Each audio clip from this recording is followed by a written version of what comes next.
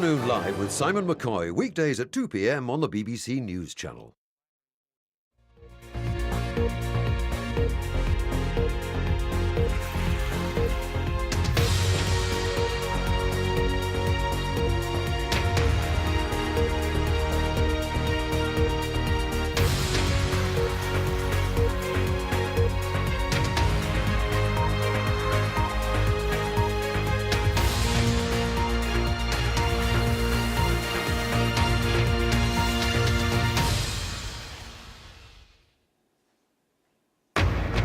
A manhunt is underway in the Dutch city of Utrecht after a person is shot dead and several injured on a tram. Armed police are on the streets, trains and trams have stopped running and schools have been asked to keep their doors closed.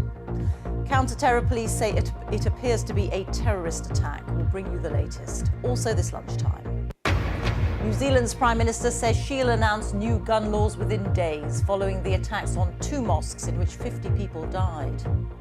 Within 10 days of this horrific act of terrorism, we will have announced reforms which will, I believe, make our communities safer.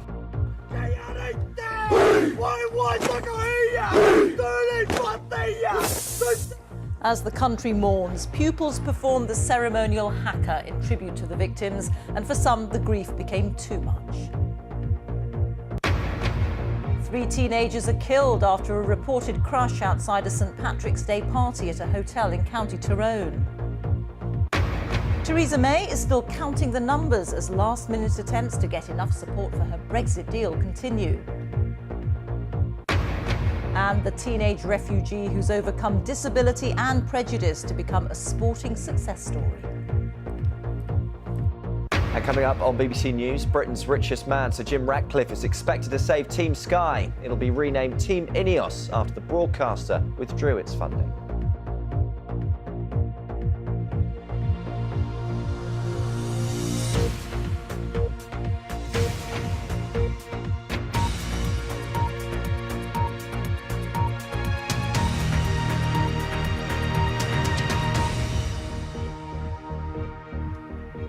Good afternoon and welcome to the BBC News at 1.